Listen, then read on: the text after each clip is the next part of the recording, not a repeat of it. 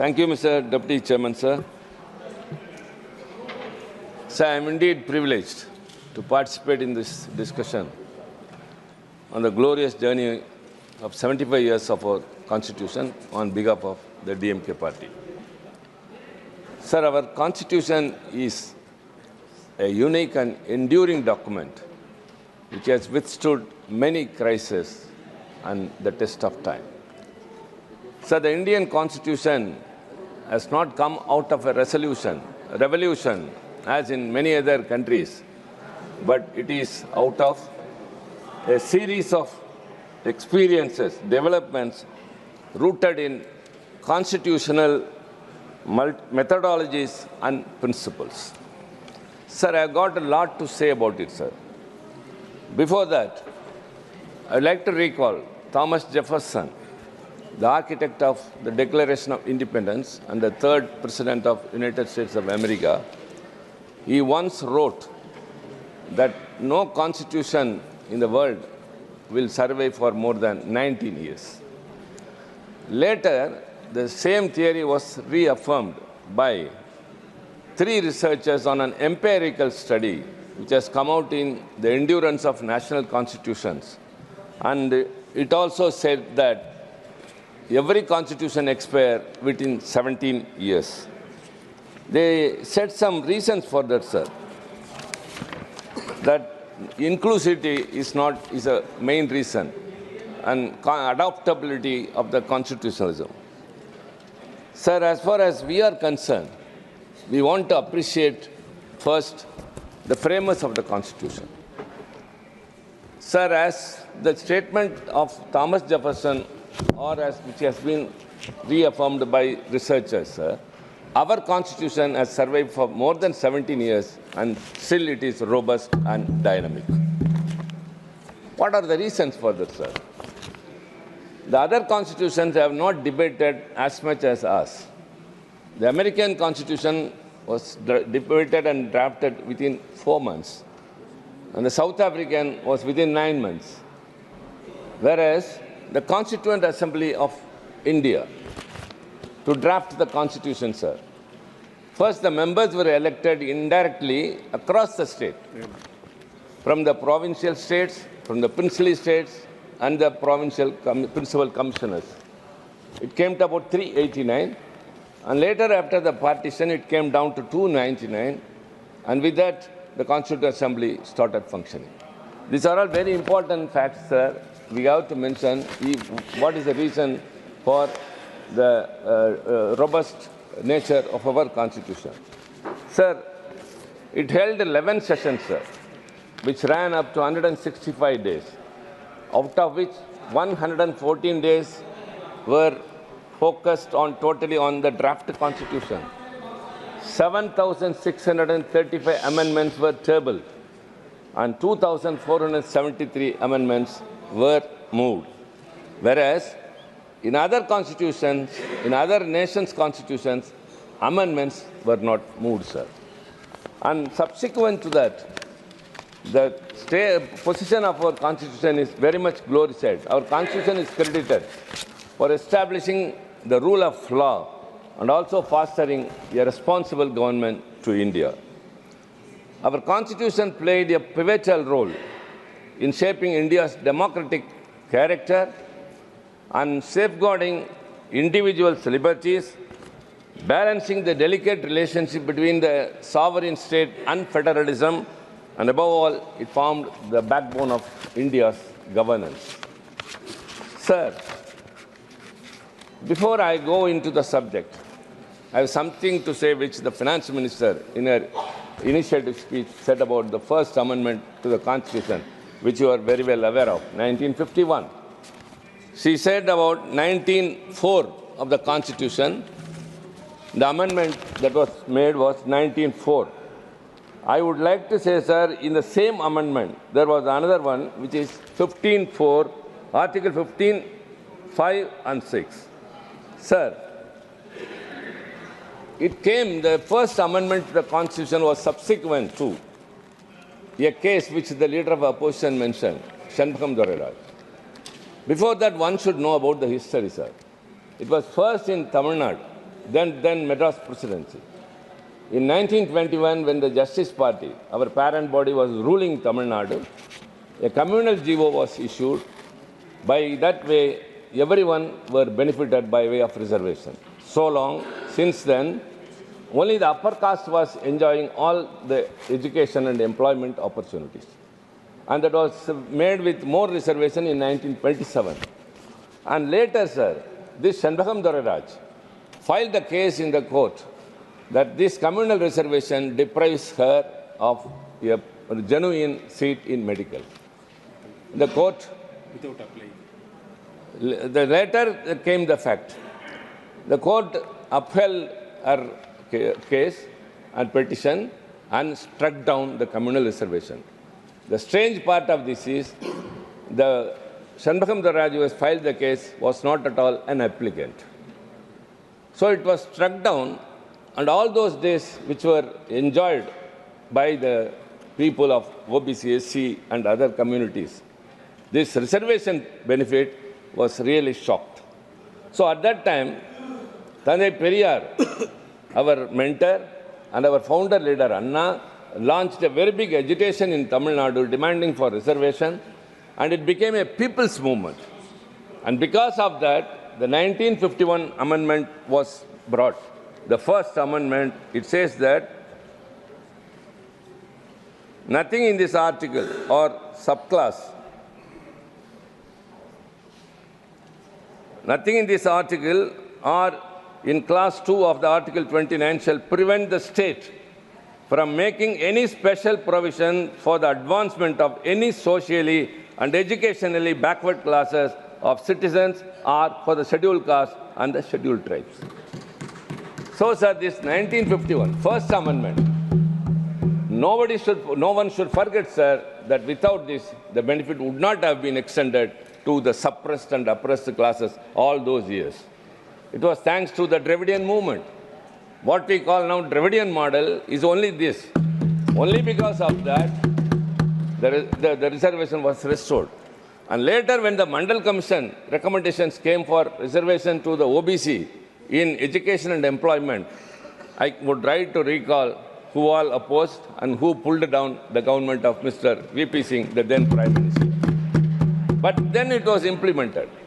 May I urge the learned people, members in the treasury benches, it was only by an OM, that is office memorandum. If you are really interested in the interests of OBC, you bring a constitutional, as you did for EWS. You did for EWS, but you are not yet still bothered about the OBC, but you say very proudly everywhere that you are all OBC communities. So, sir, and this is the right time. Dr. Ambedkar, who became later the chairman of the drafting committee, was only a member in a subcommittee on fundamental rights. Before 9 months, he was assigned the responsibility of chairing the drafting committee, sir. In the subcommittee, on 27th of February 1947, asked its members to submit their ideas in writing. And Dr. Ambedkar, along with Mr. Munshi, Aladi Krishnasamy Iyer, and Harnam Singh, he also submitted one. Very interesting to know, sir, the title of that draft report which Ambedkar submitted was United States of India. Its language was reminiscent of America's Declaration of Independence.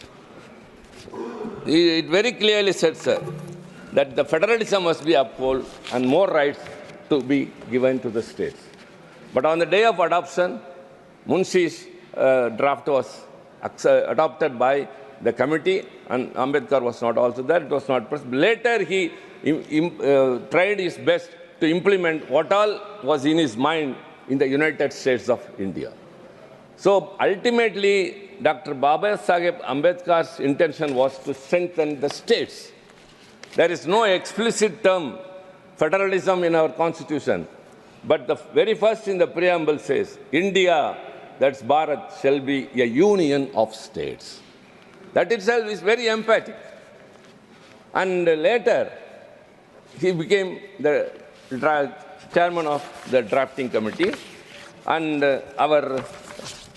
it's very appreciable, sir, the constitution which was drafted and adopted later, it established the foundation for a country that would respect diversity in religion and culture while upholding the values of equality and fairness. These are to be kept by the ruling party today. The nation's dedication to diversity and tolerance is demonstrated by the Indian Constitution, which protects the rights of linguistic and religious minorities.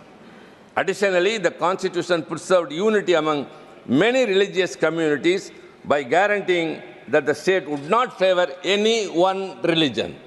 Sir, underscore, the Constitution guarantees that the state would not favor any one religion over another by supporting the secularism ideal.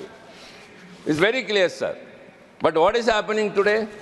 I don't want to bring down the level of the debate, because it's a Constitution's glorious celebration we are, 75 years.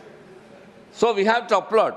So many scholars, intellects were in the Constituent Assembly, whom we fondly remember, or it is our bounden duty to pay respects to all those people. They are now called as the framers of the Constitution. Dr. Ambedkar, Mr. Jawaharlal Nehru, Sardar Vallabhbhai Patel, Maulana Abul Kalam Azad, Rajendra Prasad K.M. Munshi, Aladi Krishnaswamy Iyer, B.N. Rao, Shyama Prasad Mukherjee, J.B. Kirbalani, Rafi Ahmad Kidwai, Mr. Santanam, K.T. Shah, H.V. Kamath, T.T. Krishnamachari, and above all, Qaide Millat Sahib.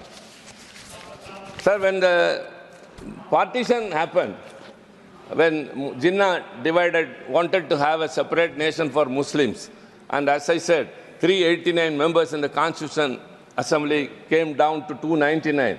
Many, when he declared that whoever are Muslims, come with me to the Muslim nation. But including Qaide Millat Sahib, the Muslims who are now in this country said, yes, we are Islamic people, but India is our country. But how they are treated now? I would urge, sir, again the government, not an iota of apprehension should come in the minds of the linguistic and religious minority in this country. But it often happens. We have to see to that, sir. Everything. And Dr. Ambedkar very responsibly told that. He was, of course, lauded by everyone. Pattabhiram Siddharamaiah told that, when speaking about Dr. Ambedkar, he said, what a steamroller intellect he has brought into this Constituent Assembly, which is irresistible, indelible, and unconquerable. And Dr. Rajendra Prasad, the chairman of the Constituent Assembly, very clearly said that if at all the best thing the Constituent Assembly has done is that we have made Dr. Ambedkar as the chairman of the drafting committee. And what he said, sir, Dr. Ambedkar, he was also very much responsive. He appreciated each and everyone. The leader of opposition quoted someone. And Dr. Ambedkar very clearly says, I quote, sir, Sir Aladi Krishnamaiah, Dr. Ambedkar said, I came with no greater aspiration than to safeguard the rights of the interests of the scheduled caste people. I had the least remotest idea that I would be entrusted with such a big responsibility. There are people bigger, better, and more competitive than me in this assembly. But they have made me. They have entrusted the responsibility. They have chosen me as the chairman of the drafting committee. And he continues to say, sir, and he says very much about S.N. Mukherjee, Sundarnath Mukherjee. The West Bengal people should be happy about it. The Surendranath Mukherjee, he said, the task of the drafting committee would have been a very difficult one if this Constituent Assembly has been merely a motley crowd, a tessellated pavement without cement, a black stone here and white stone there, with each member or each group was a law unto itself. In that respect only, he is appreciating the Congress. It is because of the discipline of the Congress party that the drafting committee was able to pilot the Constitution in the Assembly with the sure knowledge as to fate of each article and each amendment. My job is not to be a spokesperson, sir, but I call a spade a spade. We have got many things, but we call a spade a spade. And Dr. Ambedkar shared the credit with each and everyone.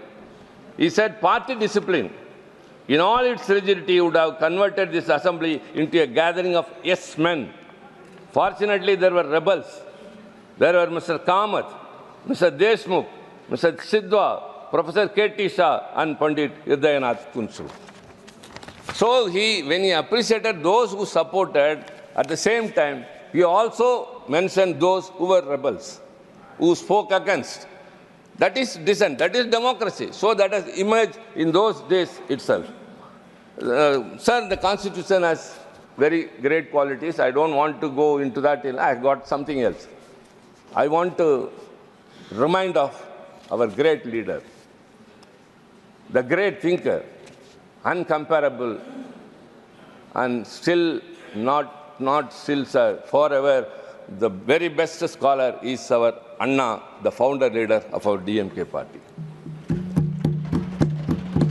Sir, he used to write letters in the party official organ to his party cadre, enlightening them of what is going on in the country, enriching them with the history of the world. The revolutions happen here and there. For what reason? And all people have come out of slavery. All these things he was educating the last person in the party. So he used to write. But the way of addressing the letter was the dear brother.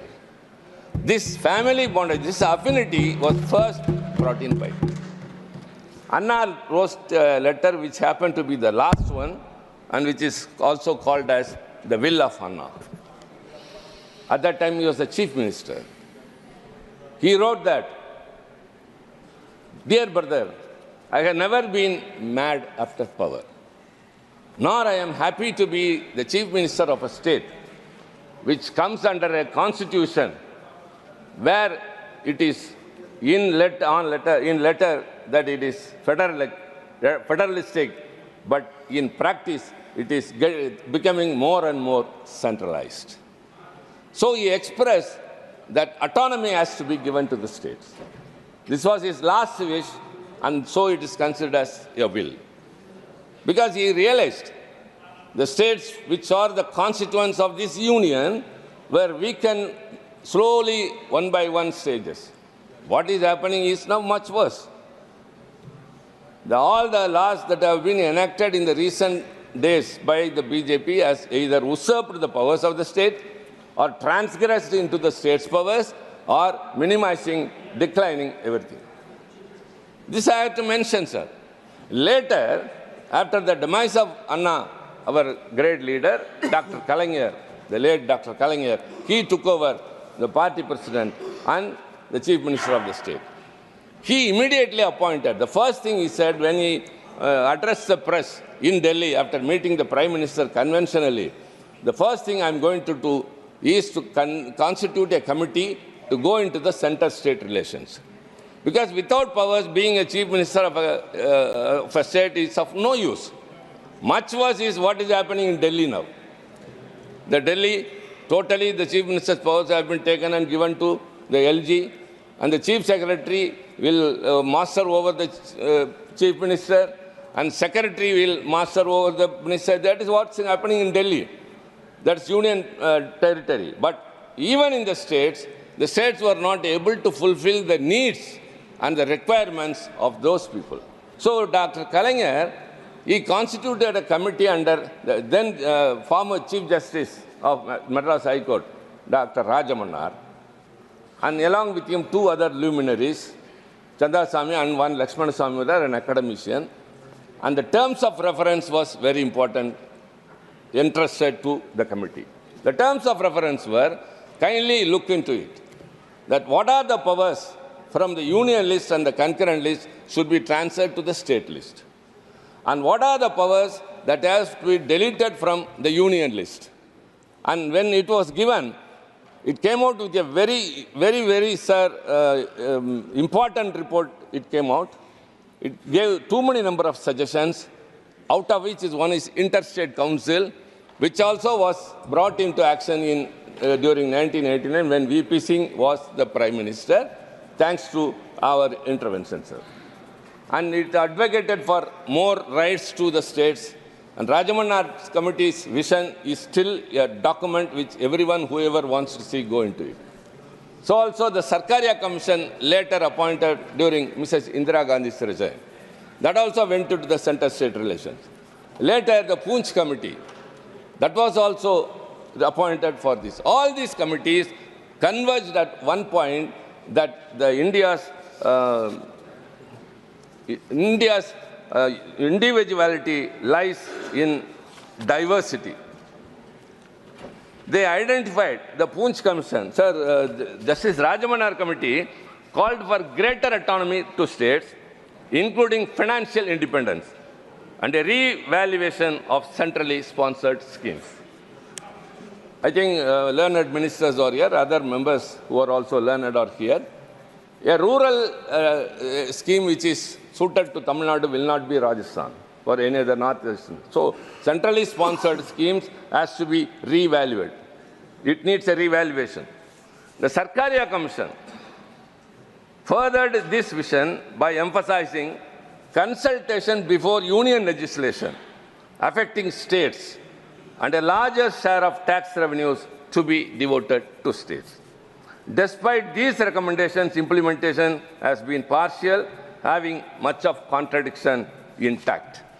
The Poonch Commission identified the need for reforms in the current list concurrent list and proposed institutionalized mechanisms for reforms for resolving disputes between the center and the states.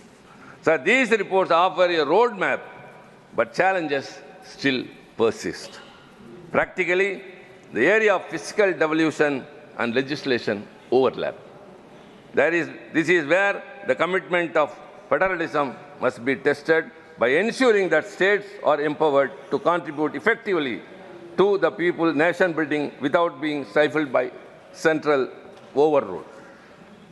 Sir, we are much affected. Dr. Ambedkar said, caste and creed discrimination is prevailing in India. But out of our experience, we feel that the regional discrimination is much more predominant now. Stepmotherly attitude is shown to the states. For example, even the Finance Commission, devolution of taxes, Tamil Nadu has been slowly, the devolution is declining. The 12th Finance Commission gave 3.069 and the 15th gave only 2.6, and whatever, for every 1 rupee we give to the tax basket, we give only 29% in return. Whereas, actually the southern states, that too especially Tamil Nadu, which contributes more to the GST of this nation, GDP of this nation, is of course affected very much. Whereas those nations which are of lower fiscal discipline, they are rewarded much. For what? That is what we said, regional discrimination. I don't want to mention any particular state because our friends are here from various other states. But we feel that the northern states are shown more favoritism, showing lower fiscal discipline, whereas Tamil Nadu, which is performing very well in every, for example, in the higher education, the enrollment ratio overall in India is 28, whereas ours is 52%. So in every area, every sphere, the Tamil Nadu is doing very well, but we being victimized by the union government. So also, sir, the borrowing restrictions imposed under Article 293 undermines the autonomy of the states, discourages fiscal discipline, and stifles regional growth. In these situations, sir, we want to say that these things has to be revived. It's high time, sir. Even the very important is language policy, a sensitive issue that needs recalibration. Tamil Nadu's consistent opposition to the imposition of Hindi is not about rejecting a language. but about preserving its linguistic diversity. The two-language formula adopted in Tamil Nadu has fostered inclusivity without compromising on national unity. Sir, during the Constituent Assembly debates, though there was no subcommittee as like other things for language, but it happened so that when many proposed for Hindi to continue. Before independence, the official language of India was only English. But later, after the independence, the Constituent Assembly, they debated it, and a section of the members supported Hindi, and a section of the members supported English. And when it came to equality, Dr. Rajendra Prasad, who was then the chairman, cast his vote, and by that, Hindi became the official language. And very importantly, article, the language.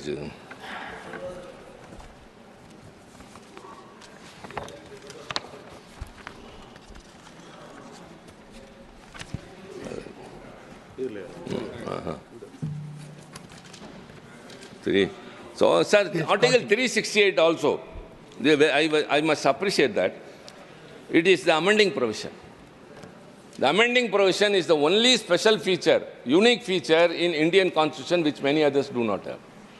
And because of that, so many amendments have been done. And that amendments are being done to meet the need of the day.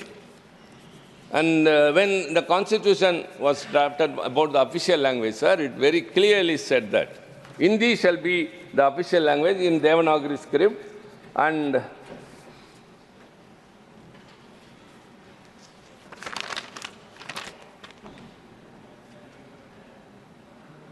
notwithstanding anything in this article, Parliament may be law provide for the use after the set period of 15 years, the English language or the Devanagari form of numerals. So it said that after 15 years of the enactment of the Constitution, English will go off, and then only Hindi will be the official language. Sir, again, our founder leader Anna, this house was benefited by his presence as a member from 62 to 67.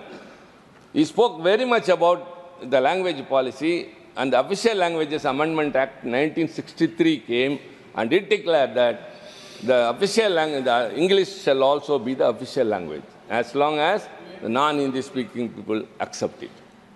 Sir, whereas this government is totally thrashing all those things, what the Constitution has assured, it is not enough that you celebrate a Constitution Day in the Central Hall, which you have deserted. And it is not enough if you have a debate in both the houses of Parliament. It must be not only in letter, in spirit also it must be. When it has been assured, India is a country of complexity.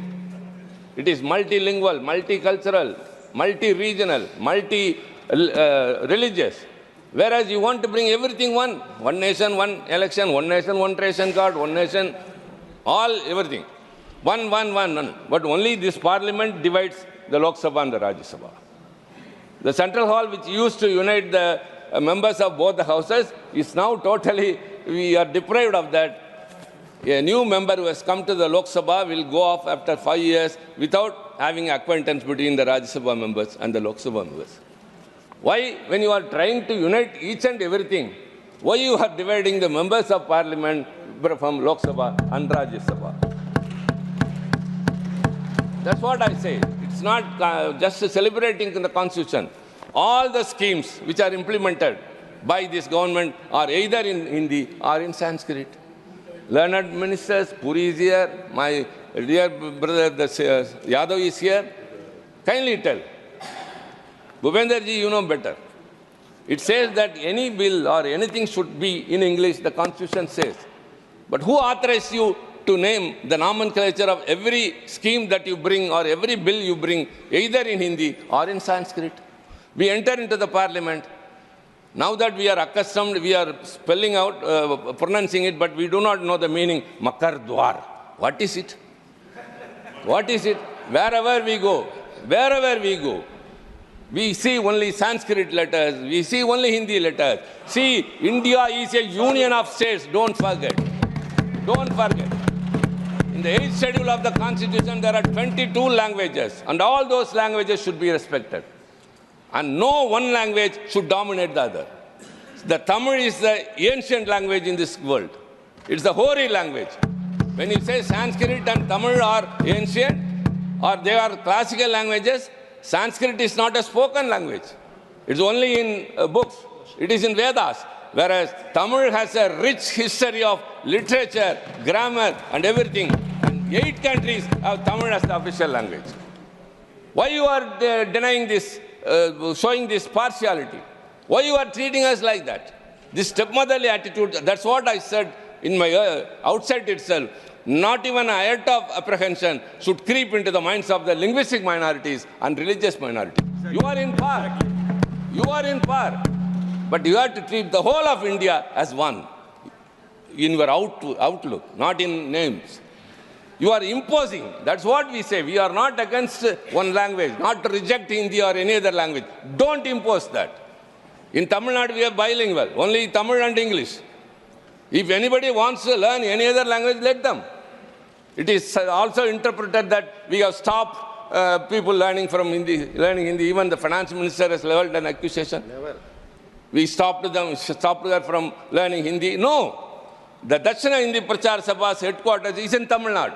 Every year, lakhs of people are studying there and getting graduated. If you are totally against a language, we would not have allowed it. If you are interested, go ahead. But what the way the government is acting today is totally anti-constitutional, anti-federal. Sir, we want to insist upon one thing. If at all you are very sincere, if you are really devoted in celebrating the Constitution Day, you have to uphold secularism and federalism, which is the most important factor, the core thread of backbone of our Constitution and our country. And in this situation, sir, I would like to conclude with only one thing. Federalism is not about weakening the center.